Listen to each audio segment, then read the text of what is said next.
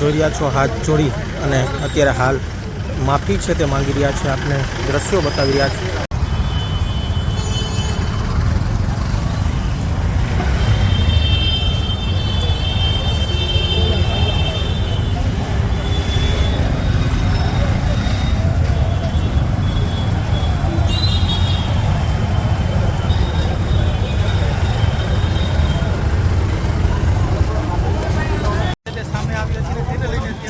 Police દ્વારા તમામ જે આરોપીઓ છે તે રિકન્સ્ટ્રક્શન કરવામાં આવી રહ્યું છે. જે